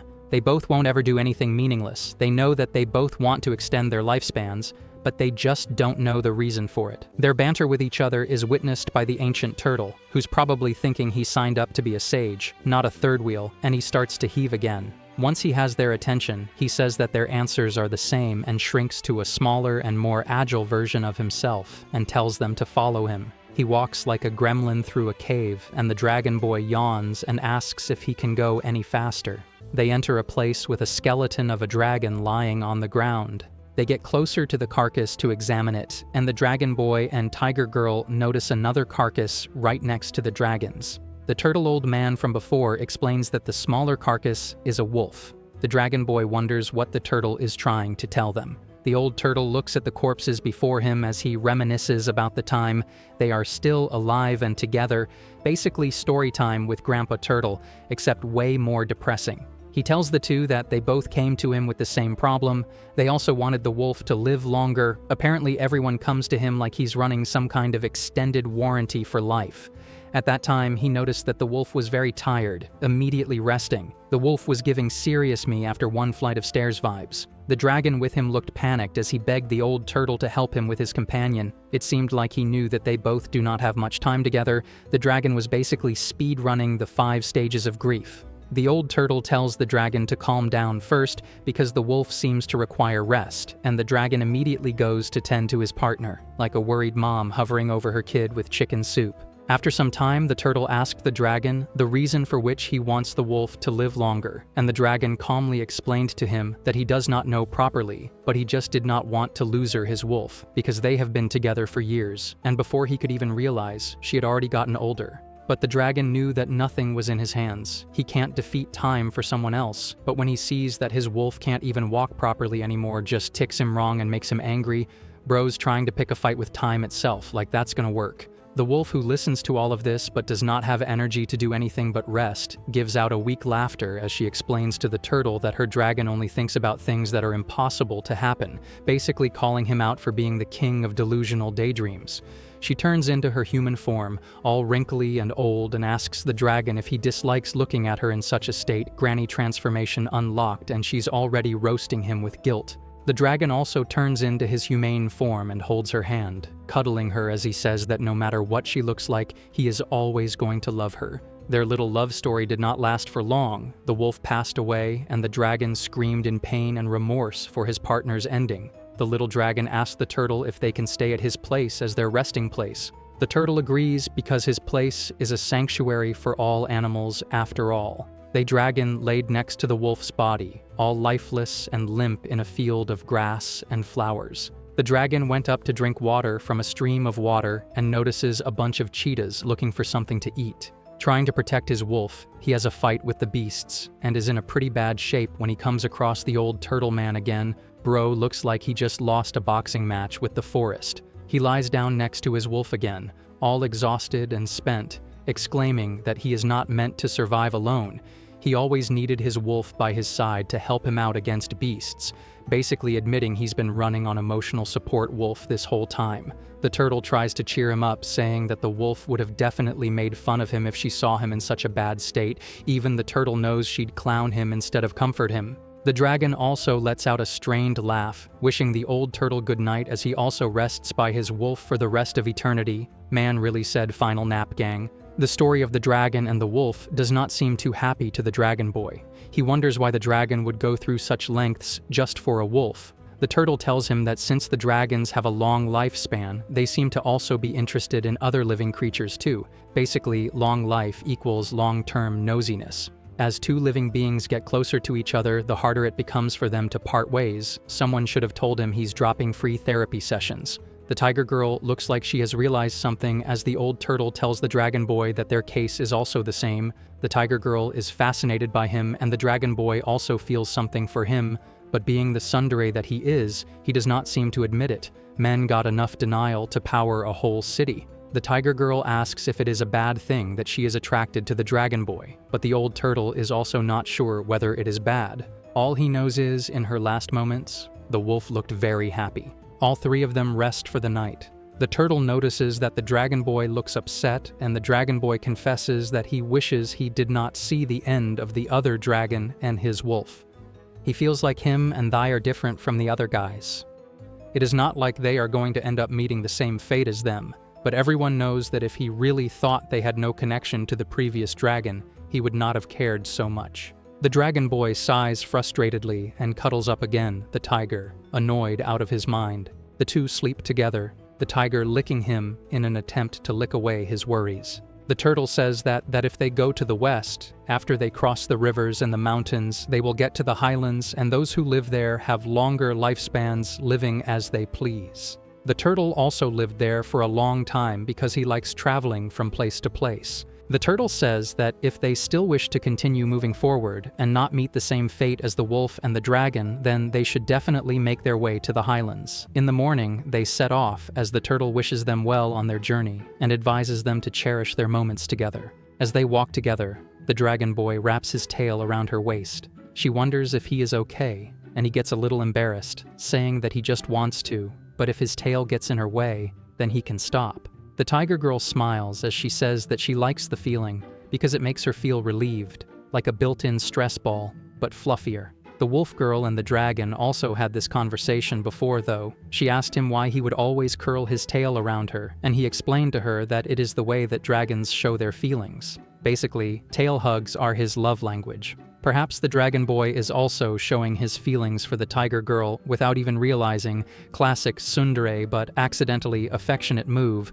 Someone get this boy a manual. In the jungle, there are 4 gazelles and just a little cheetah cub who is not able to fend off the predators or hunt his prey himself. Basically a fast cat with 0 Wi-Fi signal for survival. Little cub sees a tiger holding its prey in his mouth. The cheetah cub decides to follow him in order to get something to eat, but when he approaches him, he warns him to back off. Classic do not touch my fries energy. But without thinking for another second, he goes to bite down on his prey and gets smacked by the tiger instead. Tiger just handed him a free life lesson with interest. The cub asks the tiger why he would hit just a little kid peek victim card moment. And the tiger talks back that he should have backed off when he was told to. He's basically running jungle kindergarten with strict rules. The little cub replies that he is a little kid and needs to eat more so that he can get strong. Imagine trying to argue biology to a tiger. But the tiger tells him that he really does not care about the little cub's food problem. Savage Parenting 101. The cub exclaims that he just wants to eat more and exercise more, that he can become strong. The tiger twitches and transforms into his human form. The tiger looks up a tree that provides them shade and wonders if he wants to get strong. The cheetah cub tells him that the tiger is also very tough and strong. His arms are very muscular and he has a big build, basically the jungle's version of a gym influencer. The compliments make the tiger feel giddy and says that he has to be strong because he has been alive for so long now. The little cub's eyes gleam with affection as he exclaims that he also wants to be strong just like the tiger when he grows up. Ah yes, the jungle's first motivational TED Talk. The tiger allows the cub to share his prey with him so that he ends up getting stronger, noticing that he is pretty lean for a tiger, and the cub also transforms into his human form, saying that he is not a tiger, and instead he is a cheetah, introduces himself as Muku. The tiger says that his name is Oga and is a little surprised to see a cheetah cub in front of him. Muku asks him how he can't be strong like Oga, and Oga smiles in defeat, saying that he has no other choice but to help the little cub. Classic fine. I'll be your personal trainer. He tells Muku that if he wants to get stronger, then he needs to just climb a tree. But when Muku tries to do it, he can't seem to really use his claws to climb the tree. Basically nature's version of failing gym class. Oga thinks it's better to try on a rock, and the little cheetah cub slides down the rock as well, like a furry slip and slide. The tiger decides to help the little cub climb the rock and steps on the tiger's face to finally get on top of the little rock. Congratulations, Oga. You are now officially jungle furniture. By the nighttime, the little cheetah looks at its hands and sees how hard it has worked throughout the day to get stronger. Spoiler, still can't climb a tree. He sees the tiger sleeping and goes to cuddles up with him, and they both spend the night together, basically turning Oga into a giant striped pillow. The little cub hears a few noises of hyenas and decides to check out where they are, because obviously horror movie rules apply. Hear creepy noise, go investigate. The cheetah cub has intent in his eyes and he tries to sneak up on them, but as he is very inexperienced, he ends up rustling the leaves and catching the hyena's attention, stealth level 0. They ask him out loud what he is trying to do, and he exclaims that they were the ones who stole their prey, and when his mother tried to get the prey back, they attacked her. At least he's bold, just not bright. The hyenas tell him that the prey does not really belong to the hunter. In the end, who ends up getting the prey is the one who wins. His mother overestimated herself and she got hunted too. All the little cubs that lost their mother's protection are also not able to survive in the world. But Muku got away from them. He is very strong. Muku gets surprised to hear that he is strong even though he felt bad about leaving his family behind to fend for themselves. The hyenas, however, say that he was strong until he came to them, and now he is going to be their prey as well. Basically, they're running a buy one cub, get eaten free deal. Before they can get any closer, there is a loud roar as the tiger. Oga tells them to back off from his friend dramatic entrance moment. And all the hyenas give a look at him for a minute and turn to each other to poke fun at him, wondering if he is actually a lion and taunting that he does not even have a mane. Savage and accurate, Oga's rocking that clean-shaven look. The tiger tells them to shut up, and if they want to fight, then they should be serious about it, because nothing screams serious like arguing about hairstyles before a brawl. The hyenas take their leave after saying that they don't take part in meaningless fights. The tiger wonders what the hyenas wanted and pats the little cub's head, calling him courageous and brave for wanting to fight with someone like that. But the cheetah cub tells him that he is not brave at all. He actually thinks himself to be a coward because he left his family alone and escaped. It is something that he has always regretted, and he thought that if he could fight off the hyenas, then maybe he could forgive himself and get forgiven by his family members who were devoured by the hyenas. The tiger tells him that if Muku had not managed to run away, then his entire family lineage would have been gone, so everyone in his family must be thankful for it. They might want him to live his life for their sake. Muku thinks back to his family and suddenly stands up, exclaiming into the sky that he wants to live well for everyone's sake. He turns to Oga, asking him to teach him how to hunt. When Oga asks why he should teach him, Muku exclaims that he said they were friends, and as his friend, he should teach him how to hunt. Muku's eyes glow with anticipation, telling him that he wants to try hunting as a group. Wants to trap they prey with his friend and deliver a final blow. Oga tries to tell him that he does not plan to stay in the jungle for a long time. Muku is surprised to hear that Oga is leaving, and Oga tells him that he still has many things that he wants to do, probably like finally finding out if cats really land on their feet every time. Muku's whole world crashes down and says bye to the tiger, very dramatic, like a telenovela goodbye. But when he sees the tiger walking away, he also follows behind him. Classic I'm not crying, you're crying move. The tiger tells him that even if he follows him, he is not going to take care of him. Muku tells him that he also has something to do in the direction they are going in, which is the oldest excuse in the book. Oh wow, I was totally headed this exact way too. And silently follows him, accompanying him through his journey like an uninvited GPS with no mute button. The dragon has the tiger girl in his grasp as they fly over the water. The girl wonders if he ever gets tired while he flies and explains that just like she uses her limbs to walk, he uses his tail to fly. His hands also get tired because he is holding on to her. Apparently, she's heavier than she looks, like carrying around a really cranky house cat. The dragon suddenly releases the tiger girl, and she falls down into the water. Talk about first-class service with a surprise drop-off. When she resurfaces for air, he tells her to swim because he is tired, and the tiger girl yells telling him not to throw her without even a warning. The dragon boy has indifferent expression, telling her that she is actually heavy, zero hesitation in roasting her mid-flight. The tiger girl transforms into her beast form and gurs at him for being so rude. He flies on ahead, telling her to swim fast, and looks back at her. She asks him if something is wrong, and he has an annoyed expression, saying that it would be better if they got to the shore before it turns dark, telling her that if she ever gets tired, she can tell him, though coming from the guy who just yeeted her into the lake, that's rich. Suddenly something bites her leg down and pulls her underwater. The dragon exclaims at her, calling out her name and immediately going in to save her. There seems to be a crocodile in the water, hunting the tiger as its prey. The dragon sees this and roars at the crocodile underwater, biting him to let go of the tiger. There is a struggle for power as the dragon pierces through the skull of the crocodile, forcing him to let go of the tiger's leg. The dragon grabs the tiger, swimming upwards to escape as the crocodile follows behind him. Just before the two can escape, the crocodile bites down on the dragon's tail, ripping away the very end of it, making it difficult for the dragon to escape while flying. The dragon boy grunts in pain, but he keeps on moving forward, yelling out for Hakare to wake up. Nothing says romantic like a half-drowned girl and a dragon screaming in panic. The tiger girl in question starts to cough out the water that filled her lungs, like she just lost a drinking contest with a river. Suddenly from beneath them, the crocodile from before talks to the dragon, telling him to let him prey on the tiger. She is hindering him from flying away anyway, classic crocodile, always trying to third wheel with death threats. The dragon flies further away from the crocodile to shoo him away, like he's swatting away the world's most persistent scam caller. The crocodile asks him if he is sure about flying all the way to the shore.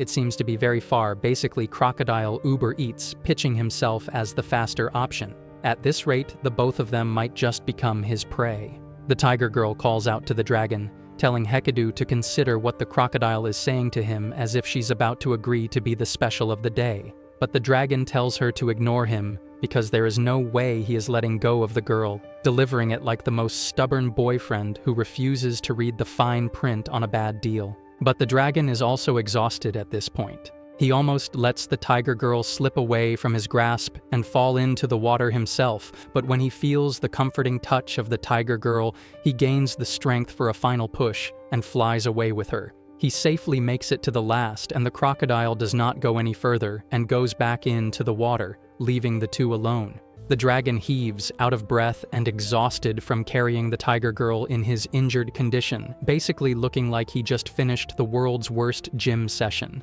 The girl comes up to him, asking if he is okay. The dragon is in his boy form now, still out of breath and clearly not okay, but he refuses to answer her question and instead asks her to show him her injury, classic deflection move. He stares at it for a while and then tells her to lift her leg up, like a very sketchy doctor who skipped medical school.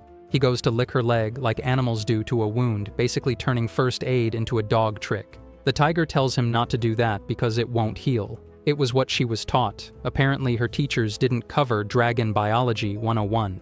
But a dragon's instinct is to lick a wound to heal. He tells her to be patient and gets to work as the tiger girl winces in pain with every lick. Love hurts, literally. She groans and tells him to stop because it hurts, and he listens to her, telling her not to put too much pressure on the leg as the blood seems to have stopped for now. Turns out, dragon spit really might be cheaper than bandages. He notices the tiger girl looking troubled and asks what is on her mind. She has a gloomy expression on her face as she tells him that she always bothers him and ends up getting the two of them into trouble. The dragon boy tries to tease her to lighten her up, but she pulls him and hides her face in his chest, seemingly like she is about to cry any second. The dragon boy tells her that there are a lot of people who want to hurt him, but they won't ever be able to touch him because she is with him. But right now, because she is injured, she does not have enough strength to protect him. But if she is so worried about him, then she should heal quickly and protect him from people who try to bite him. The girl looks at his tail, which is also injured, but he tells her it does not bother him at all.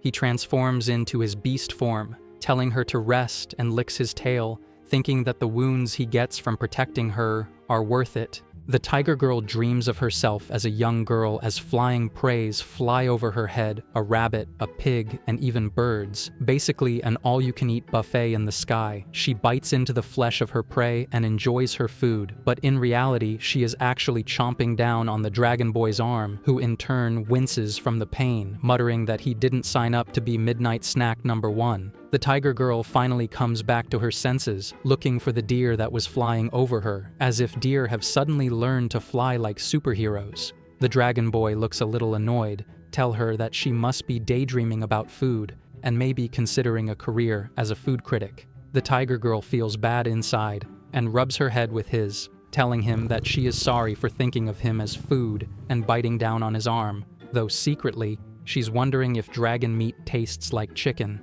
He knows that they have not eaten something in a while, and that he needs to go and look for something for her to eat, preferably not himself this time. The dragon flies over the trees, looking for food, and he spots a bunch of deer having the time of their life. He immediately drops down to catch them by surprise and hunt at least one of them, but they end up running away in the jungle, and he is unable to follow them because of his bigger body. He takes some rest and drinks some water from the lake and sees some fishes and decides hunt them, but he is also unable to catch any. As he is trying to hunt for food, he almost ends up becoming prey of a crocodile, but he manages to get away just in the nick of time.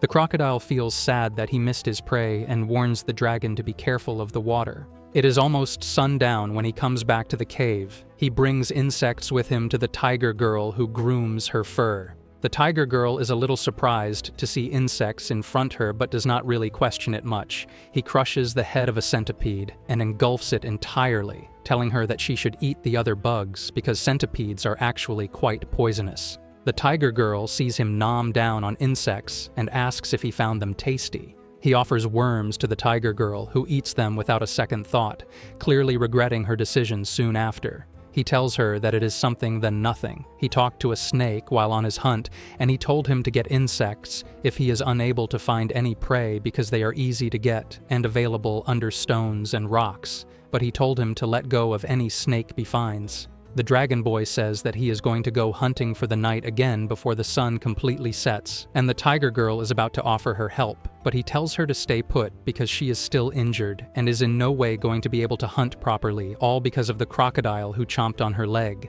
He suddenly gets angry, but then he gets an idea. Nighttime comes and the crocodile lurks in the waters. The tiger girl drinks water from the lake and sees a stone fall onto the water and immediately backs away because in her head, even pebbles have bad intentions at night. Just that moment, the crocodile also jumps at her but is unable to hunt her as she moves farther away, probably setting a new sprinting record for injured leg Olympics. The crocodile taunts her that she was able to get away, but she would not be able to run very far with her injured leg. Clearly, this crocodile has a side career as a motivational speaker. As the crocodile steps closer to her, a huge stone drops on his head, all Dragon Boy's doing, Dragon-approved pest control service. The two of them feast on their new prey, heeding to their heart's content, as if they just won a barbecue lottery. After the meal, the tiger girl expressed that they do have food for a few days, but she really did not know that a crocodile was going to show up. The dragon boy had only told her to drink water.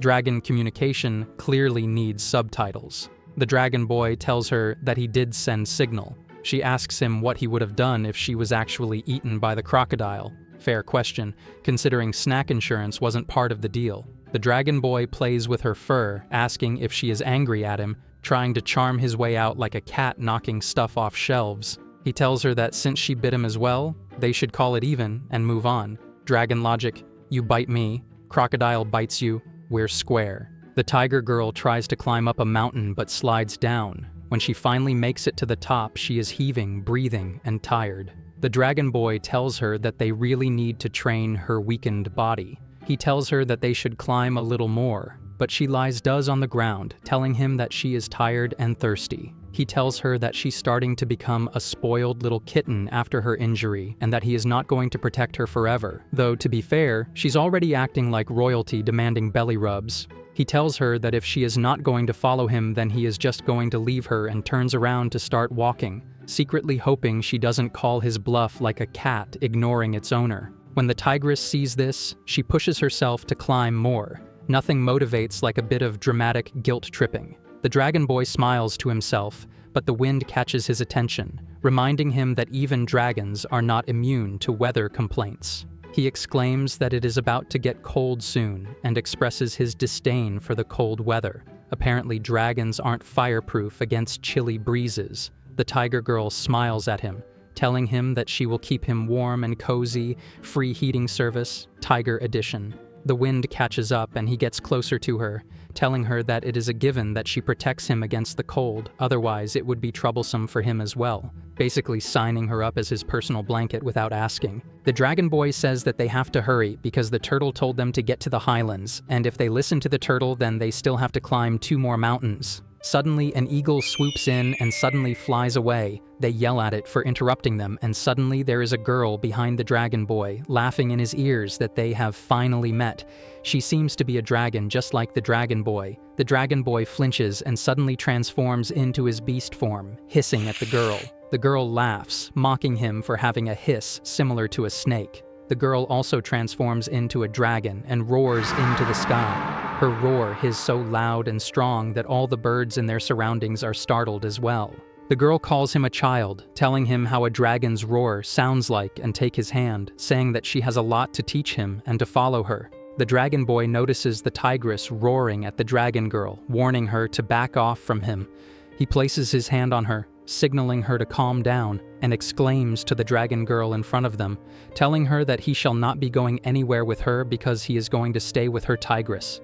He does not want to go with someone who is going to end up eating him anyway. The dragon girl says that she would never eat someone so cute, and that she only wants to be friends with him. She tells her that the tigress has made him a useless dragon who does not even know how to roar properly. The boy tells him that he is staying with the tigress on his own free will, and the dragon girl refuses to believe him, saying that he is acting on a dragon's instinct. The female dragons are the ones who fight for the male because they want a strong female that will protect the males. The dragon boy tries to tell him off, saying that even if that is the case, it is only like that with the dragons, and he is with the tiger on his own. The girl explains to him that other animals act like that as well. The tigress sees the way he moves and smells, and it brings out her maternal instinct, and because the male dragons are more feeble, their bodies are more thin and small, and jaws are also weak. Overall, they are just very weak, so they have a strong desire to protect, and that is how he has lived this entire time. He is only with the tigress because he sees her as a strong and attractive female, but if she took her out of the picture right this second,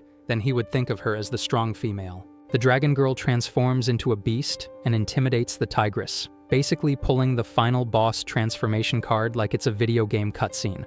The dragon boy starts to get tired of the shenanigans, wondering if he accidentally signed up for a never-ending reality show. He clenches his fist, exclaiming that he has been trying to understand why Never ever wanted to leave the tigress and why she has not consumed him yet, secretly relieved she didn't see him as a late-night snack combo meal.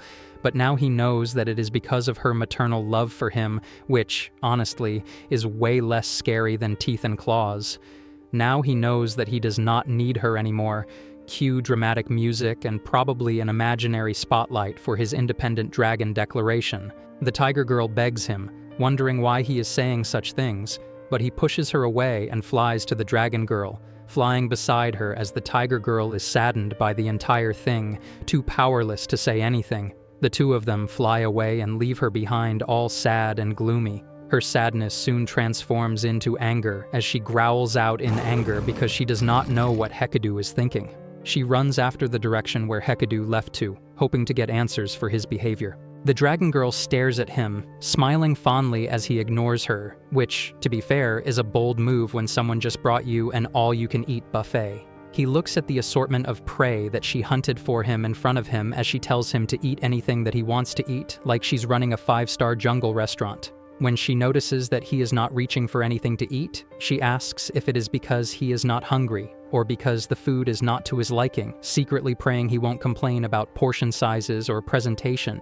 After getting no response from him, she gets up to walk towards a field of grass, tying them together to make a ball out of grass and shows it to Hekadu, basically inventing the first salad ball in history and expecting Michelin star approval. She starts playing with the ball herself, saying that it is a sport that baby dragons normally partake in. They kick it with their tails and pass it around without touching the ground and bodies. It teaches them how to fly and hunt. The ball falls in front of Hekadu, who stares at it blankly and ignores her, like it's the most boring toy in the world. The girl takes a hold of the ball, calling out his name. Now she has his attention because she knows his name. And honestly, who wouldn't perk up if someone suddenly shouted, "Hey, Hekadu!" in the middle of nowhere? She makes fun of him for having such a weird name, and he tells her that he can give a better one to her, probably something classy like Grassball Enthusiast #1.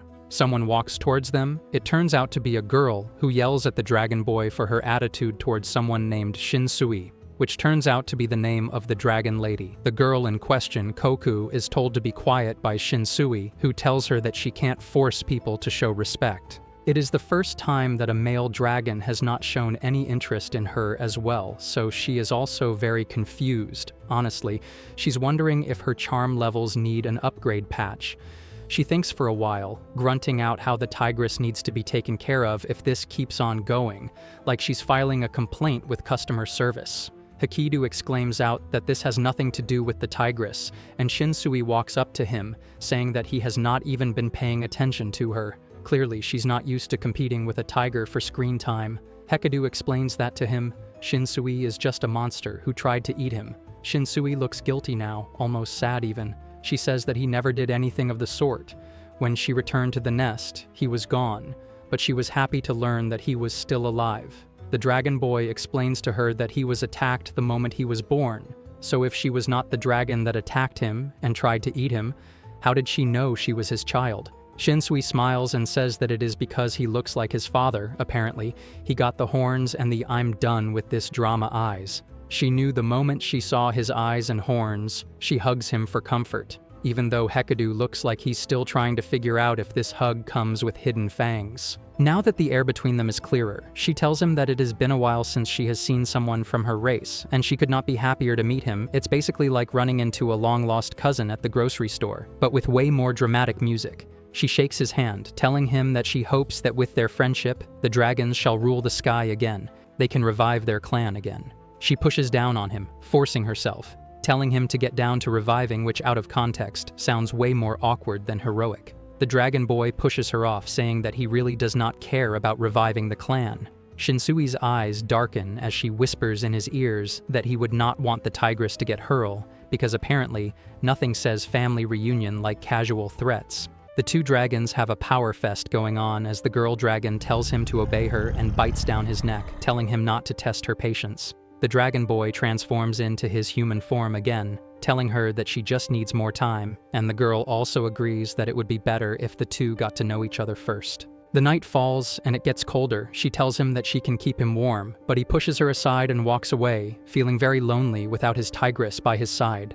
While the moon stays the same, the tigress also stares at it with determination in her eyes. Koku's a eagle hybrid, Shinsui explains to the dragon boy that the dragon blood acts as a poison, and during the full moon it spreads through the entire body, making just a drop of dragon blood hold the power to make them obedient. They prey on the dragons without knowing this, and then end up getting poisoned. Seems like Koku is in this situation as well, as she can't live without dragons anymore. The dragon boy asks whether the poison can be neutralized, and Shinsui thinks for a moment before gleefully saying that he does not know, but everything would be fine if you just take out the heart. Dragon Lady and Koku go to hunt and leave everything to the hooded guy.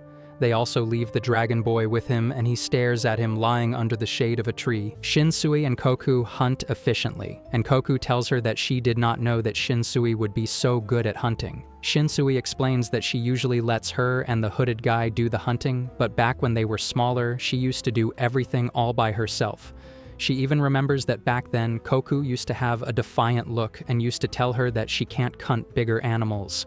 Back then, Shinsui told her that there needs to be someone that she needs in order for Koku to survive because her heart was in Shinsui's hand. She told her younger brother not to worry because she will do anything that she can do in place of her older brother and hunt down whatever it is that the dragon lady requires. Anything from huge animals, a bison or anything, she would hunt them and bring them straight to Shinsui. When they were asked who caught the big animals, Koku told her that it was her younger brother. Shinsui told Koku that she won't be getting any good. Later at night, Shinsui asks Koku why she would lie and give all the credit to her brother. Koku is surprised to learn that she knows and explains herself that she should get punished in her brother's stead. Shinsui wonders how long she can last for her brother, and the punishment has Koku groaning in pain, asking for no more. Shinsui walks up to her, telling her that she needs to beg properly next time, and transfers her blood to Koku to heal her. Koku's brother apologizes to her for getting punished in his place. She tells him that the feeling she goes through when Shinsui's blood fills her body is not something that a punishment feels like. That day again, Koku tells Shinsui that her brother, Misumi, was the one who caught the prey.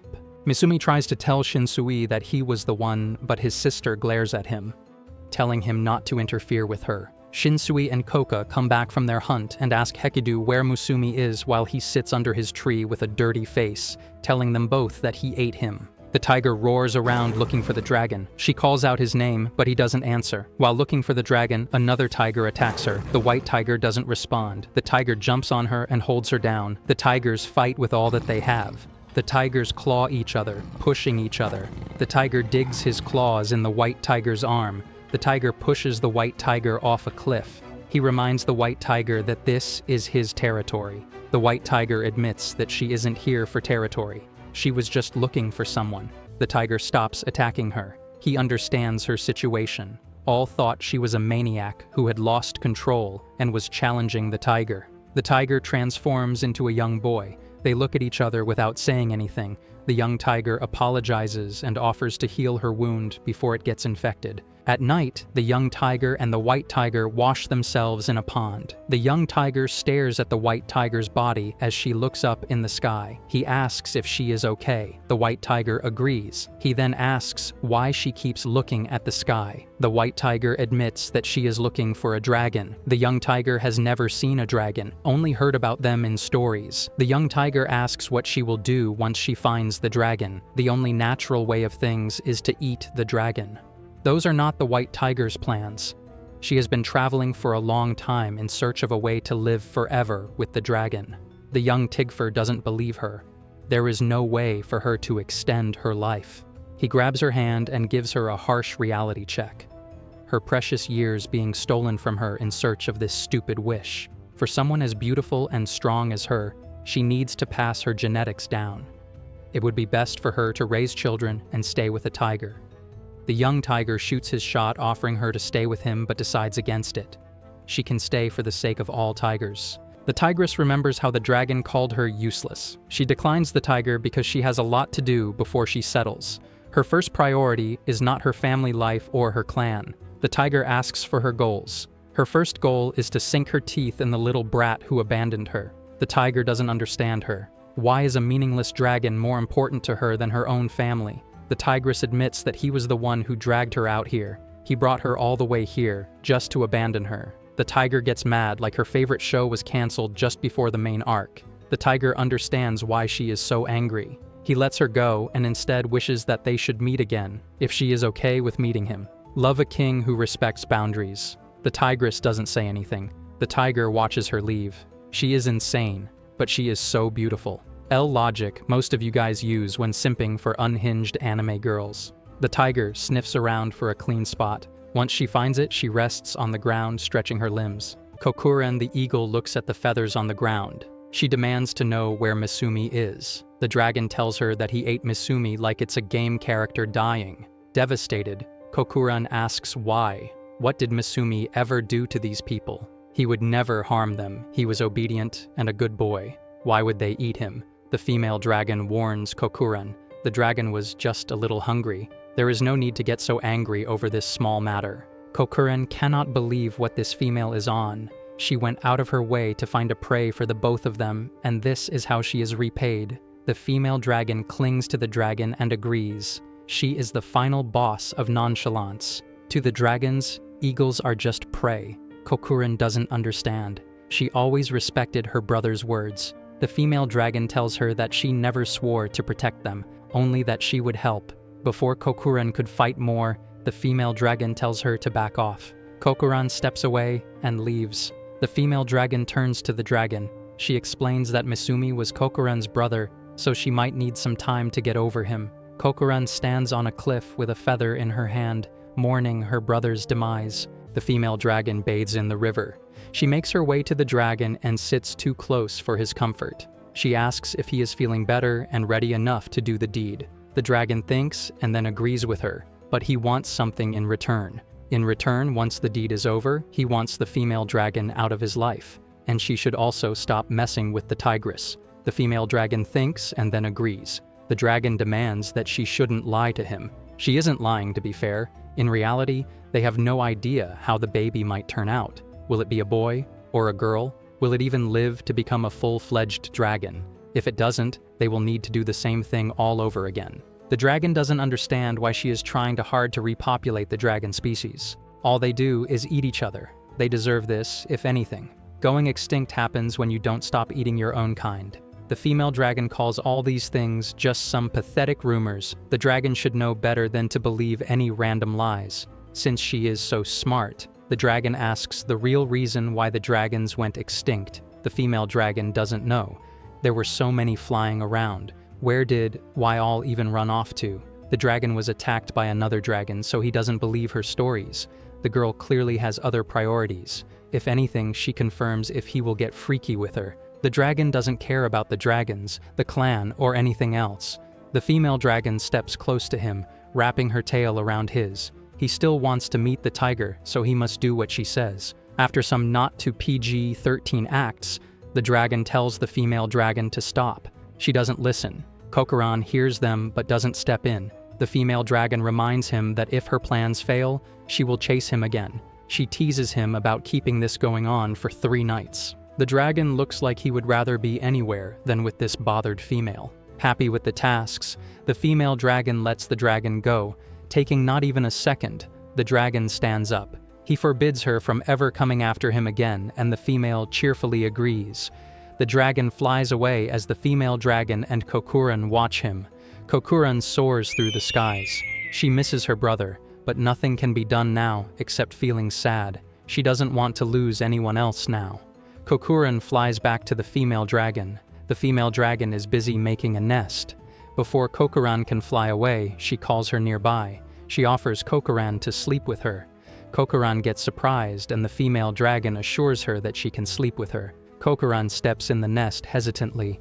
The female dragon admits that she feels a little lonely now that the dragon is gone. Kokuran agrees, and they both sleep together.